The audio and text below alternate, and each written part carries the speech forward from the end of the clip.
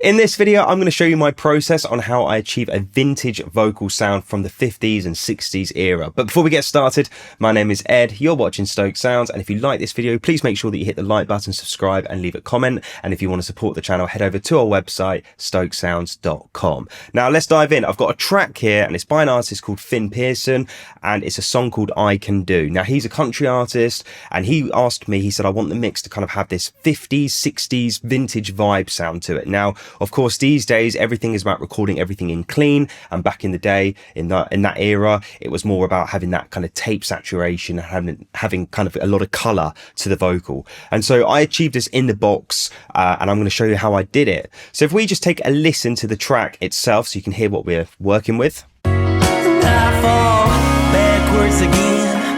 Ain't you gonna send me a sign, girl?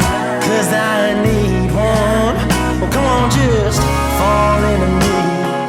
Baby, let me see if there's something more that I can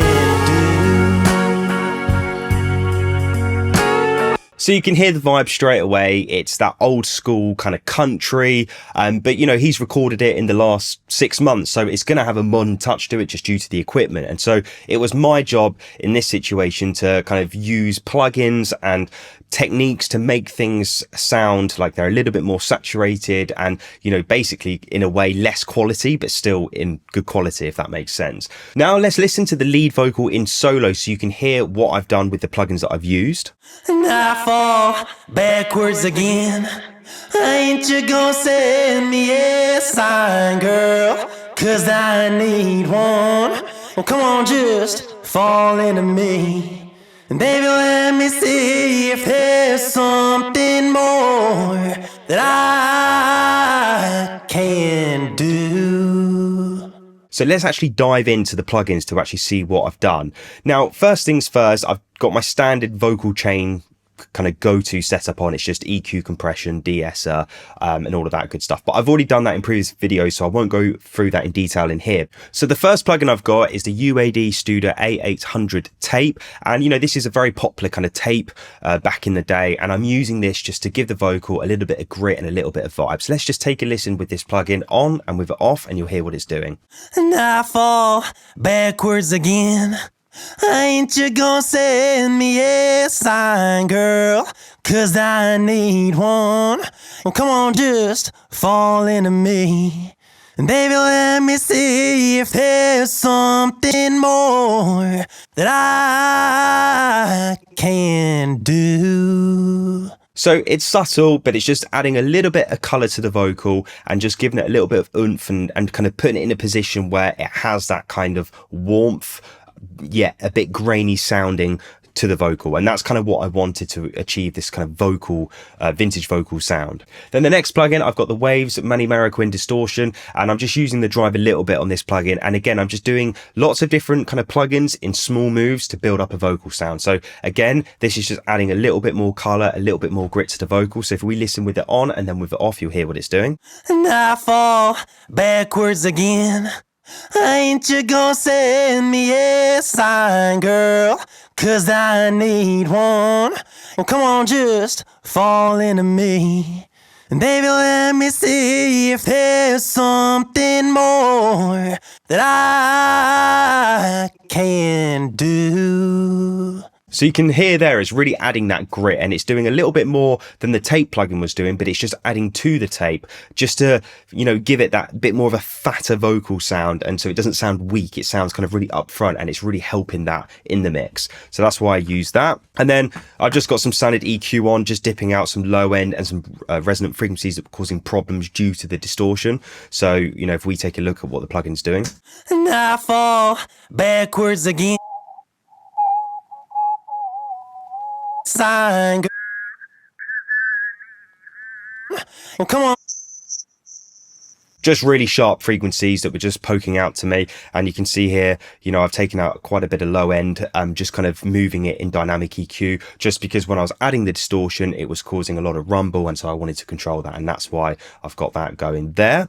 Then if we take a look at the sends that I've got going on, I've got some parallel compression going on in the first instance of it. It's actually distortion. If I look at it here, I've got the devil log. So it's a type of compression, but it's a distortion plugin instead. I've just got it on the fastest release possible, just so it doesn't kind of clamp the vocal down too much. I just want it in there just subtly. And I've just put it at unity on there, and I'm using the return to kind of blend up to flavor. So if we take a listen to what that's doing to the vocal with it on and with it off. And I fall backwards again. Ain't you gonna send me a sign, girl? 'Cause I need one. And come on, just fall into me. And baby, let me see if there's something more that I can do. So again, it's bringing the vocal even more forward and adding more dirt and grit to the vocal. And then the next thing I've got going on is a chorus, and the chorus is just to make the vocal just a little bit wider and just a bit thicker in general. So if we take a look at the chorus plugin that I've got going on, it's just a little micro shift, and I've just got it on the standard default. I haven't done much to it. So if we take a listen with that on and with it off, you'll hear what it's doing. And I fall backwards again. Ain't you gonna send me a sign, girl? 'Cause I need one. And come on, just fall into me. And baby, let me see if there's something more that I can do. So again, very, very subtle.